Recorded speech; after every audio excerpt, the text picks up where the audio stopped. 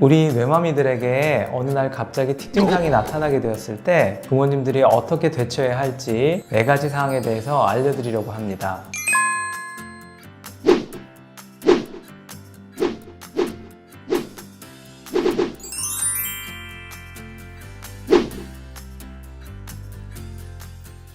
안녕하세요.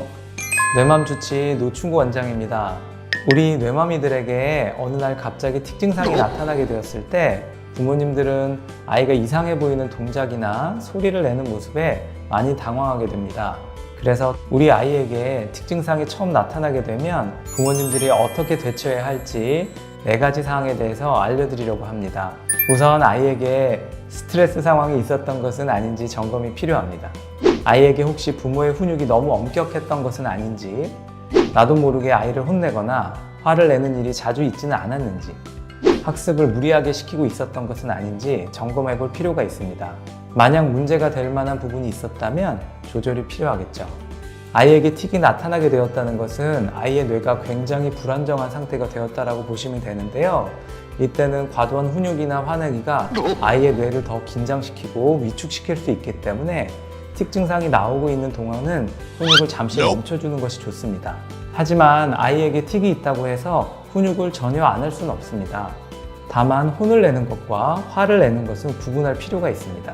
부모가 훈육을 하면서 자신도 모르게 화를 내고 있다면 이때는 훈육 자체를 일단은 자제하는 것이 좋고요.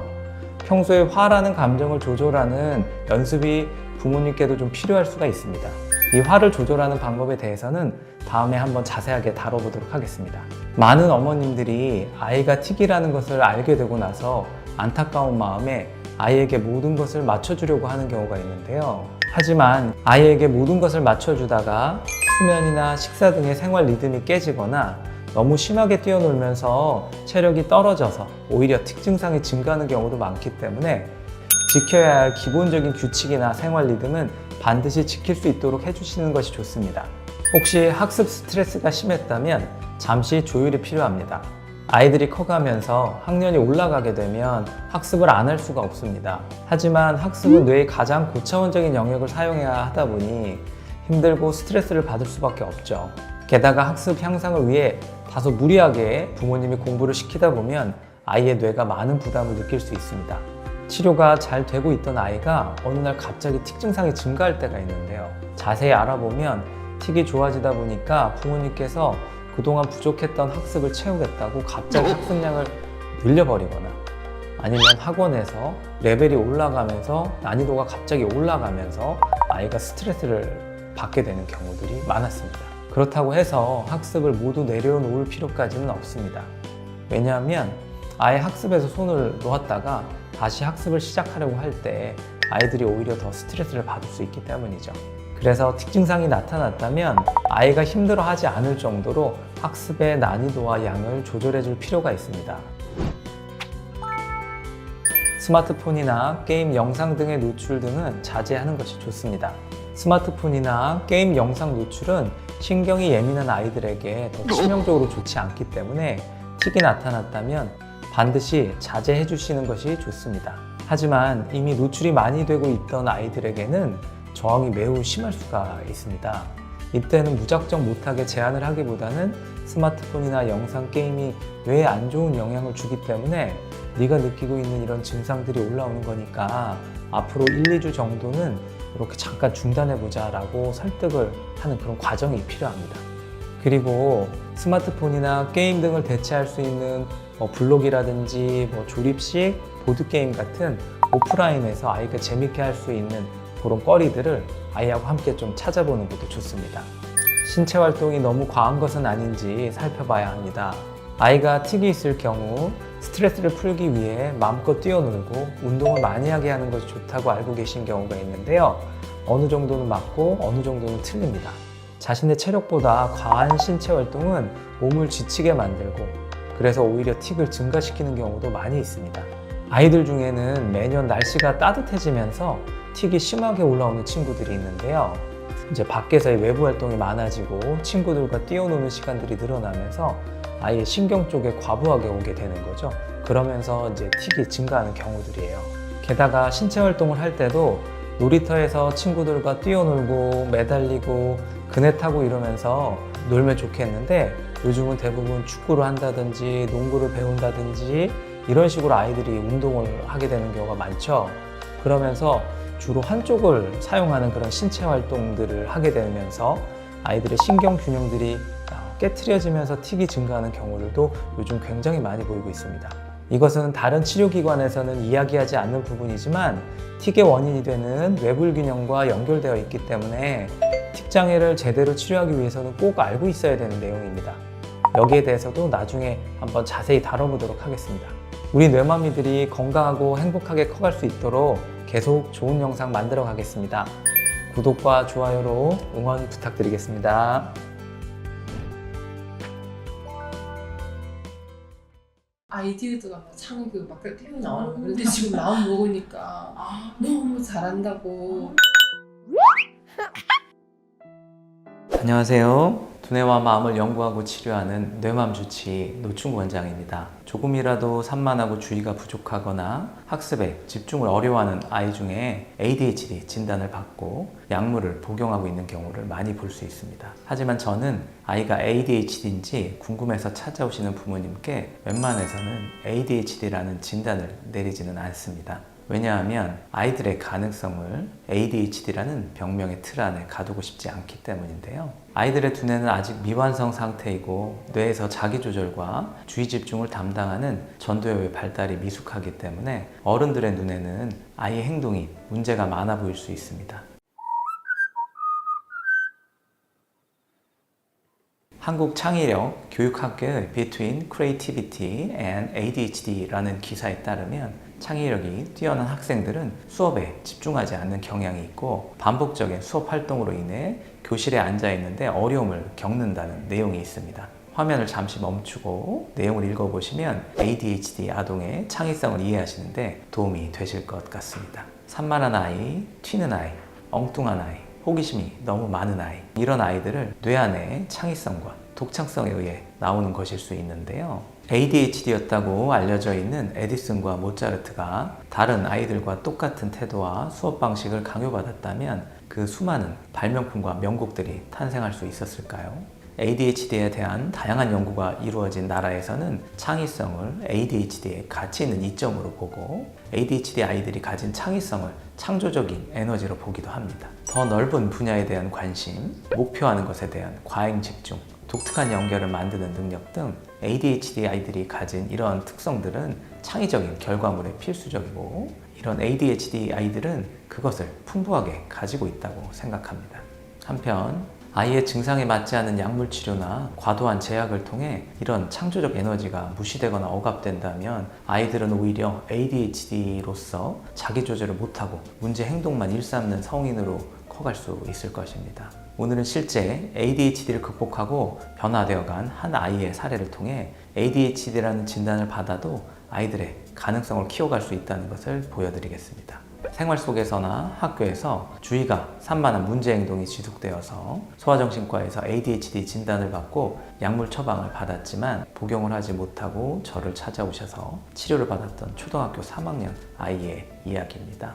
뇌균형 발달 치료가 6개월 정도 경과되면서 아이에게는 많은 변화가 나타났는데요. 신선한 아이디어와 창의력이 튀어나오기도 하고요. 전보다 의젓해지고 책임감도 좋아지게 되었습니다. 그러면서 선생님들께 칭찬도 많이 받게 되었다는 어머님의 기쁜 소식을 들을 수 있었습니다. 아이디어가 창이 막 튀어나오는 거. 그런데 지금 마음 먹으니까 너무 잘한다고. 원장님 전화 와서 칭찬 왕칭찬해주라고. 지금 스스로 알아서 그러시면 학교에서도 계속 그러니까 밥만 먹으면 따라오려면 누구도 없다고. 근데 또한 전두엽 발달로 자기조절이 좋아지면서 절제력이 생기고 의젓해지고 책임감도 생겼습니다. 절제력이 좀 생긴 것 같아요. 의젓해지달까 좀 책임감을 이제 스스로 내가 해야 되구나. 전에는 자기가 하고 싶은 것, 원하는 것만 하면서 물건도 잘 잃어버리고 엄마에게도 툭 하면 짜증을 내던 아이였는데 이제는 정말 많이 변화된 모습에 아이 아버지도 깜짝 놀라시고 학교 참관 수업에 참여했던 다른 어머님들의 칭찬을 받기도 했다고 합니다. 영어 학원에 갈 때도 가다가 친구 만나고 관찰하다가 이제 네. 잊어버리고 안 가고 맨날 전화 오고 이러는데 자기 하고 싶은 거 이제 원하는 거 하는데 그러니까 보니까 약 먹고 좀 편안해지고 하니까 좀 여유가 생긴 것 같아요. 막 소화가 잘 되고 소화가 잘 되고. 예를 들어 요즘에 막 친구들 놀다가 7시, 8시 들어오는데 딴 데 같으면 미숫 붓고 뭐 맛이 없고 뭐 이런데 그때 밥 먹어도 아침에 또 밥 먹고 엄마 입장에서 엄마한테 이제 나중에 효도해줍니다. 그동안 화내고 엄마 만만해서 스트레스 받아서 엄마한테 풀었다고 이러면서 대표 엄마들 있잖아요. 뭐 이렇게 와서 참관하고 했는데 머리가 좋다고 막 이러면서 아이디어가 많이 나고 한다. 칭찬했다고 하면서 그래서 열심히 하고 있구나. 1년 정도 치료 후에 어머님은 이제 아이를 믿을 수 있게 되었고 엄마와 아이의 관계도 너무 좋아졌다며 기쁘게 인터뷰에 응해주셨습니다. 그때 어머님이랑 지금의 어머님의 변화는 뭐가 있을까요? 우선 제가 편안하죠. 어머니 편안해지죠. 그리고 이제 믿고 그때는 불안해서 믿을 수가 없는 거야. 항상 체크해야 되고 뭐 떨구고 다니고 챙겼는데도 길목에다 던지고 가고. 근데 이제는 너를 믿는다. 한동씨 느끼고 있을까요? 그럼 그렇죠. 관계가 엄청 안 좋았군요. 이거 하라면 엄마 반박하고 막 소리치고 자기 맘대로 막 예의를 둘이서 막 진짜 길에서 엄청 싸웠거든요.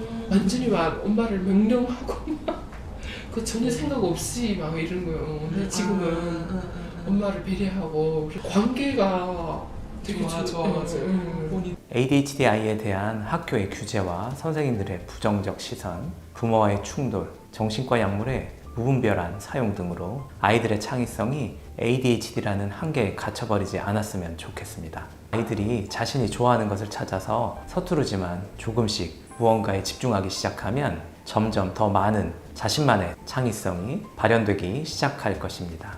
그리고 스스로 자신이 좋아하는 것에 몰입하는 시간을 통해 부족했던 부분 또한 함께 성장할 수 있게 될 것이죠.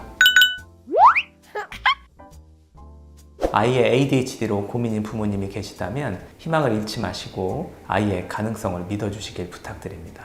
그리고 ADHD 아이를 창의성 인재로 키우는 부모의 행동 3가지에 관한 영상도 참고해주세요. 다음에는 ADHD 아이들의 집중력 향상을 도와줄 수 있는 뇌균형 훈련 방법에 대해서 알려드리겠습니다. 우리 뇌마미들이 뇌 안의 가능성을 키워갈 수 있도록 좋은 정보 계속 만들어 가겠습니다. 구독과 좋아요로 많은 지지와 격려 부탁드리겠습니다. 뇌맘주치 노충구 원장이었습니다.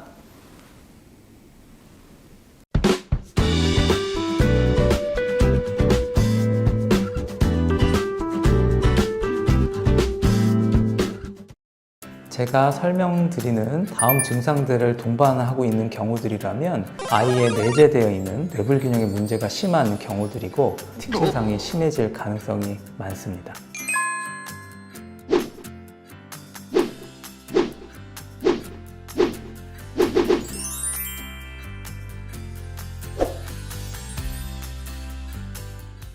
안녕하세요. 뇌맘주치 노충구 원장입니다.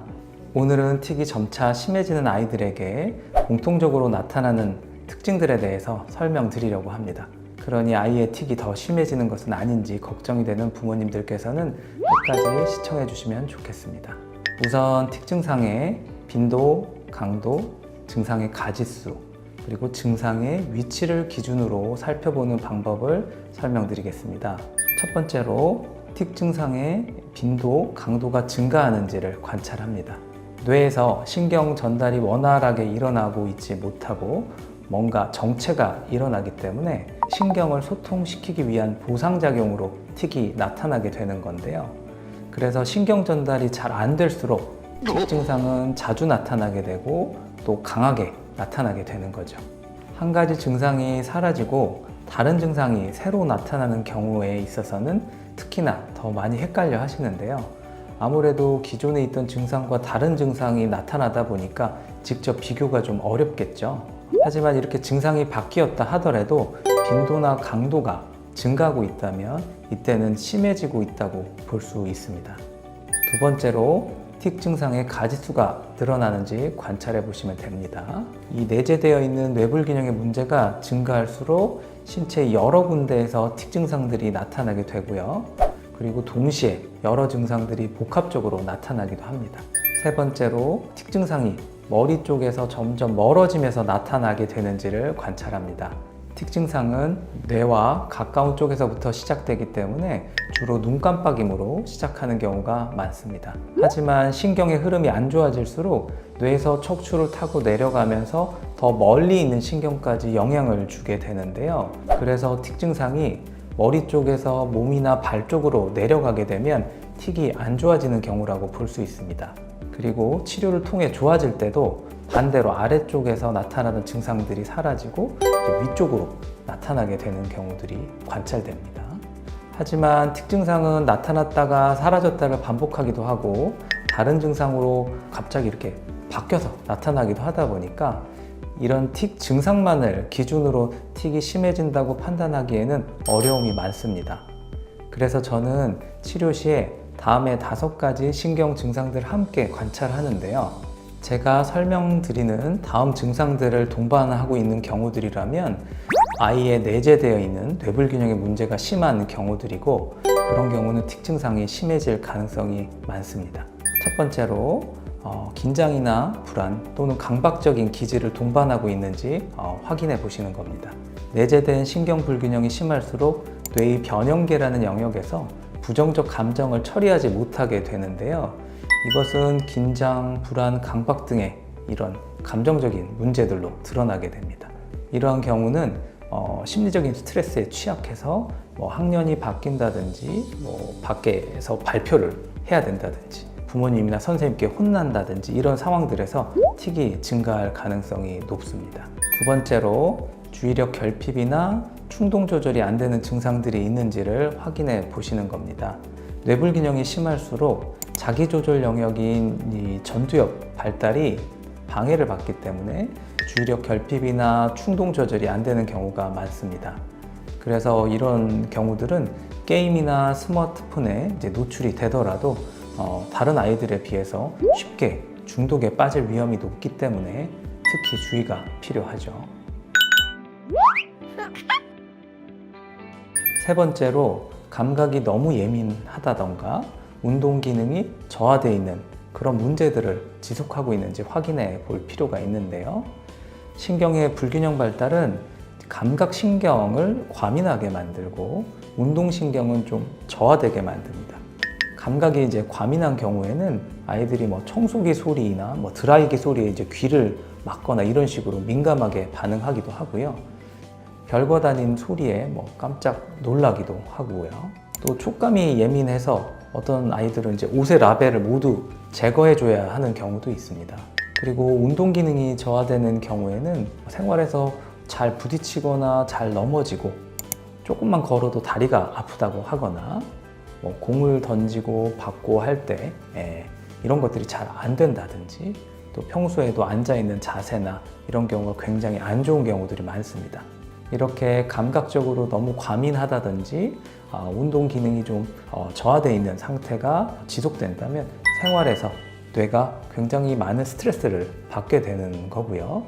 이런 경우들은 틱에도 안 좋은 영향을 주게 되는 거겠죠. 네 번째로 수면, 면역, 소화 등의 문제가 있는지 확인해 보는 겁니다. 수면, 면역, 소화 이쪽에 문제가 있다면 기본적으로 생활 컨디션이 이제 저하되고 체력이 떨어질 수밖에 없기 때문에 틱에 안 좋은 영향을 주게 됩니다. 아이들이 잠드는데 시간이 오래 걸린다든지 중간에 자꾸 깬다든지 꿈을 자주 꾸는 등 이런 이제 수면의 문제를 가지고 있다면 뇌는 충분한 휴식을 취하지 못하게 되고 항상 피곤한 상태일 수밖에 없겠죠. 그리고 이제 비염이나 감기가 자주 걸리는 경우는 코나 목 쪽이 자꾸 예민해지니까 그쪽과 관련된 음성 틱들이 증가하는 경우들이 많습니다. 또 소화가 잘 안 되거나 장이 약한 아이들은 틱 증상이 음식의 영향을 많이 받기도 하는데요. 이런 경우는 식단 조절을 해야 하기도 하죠.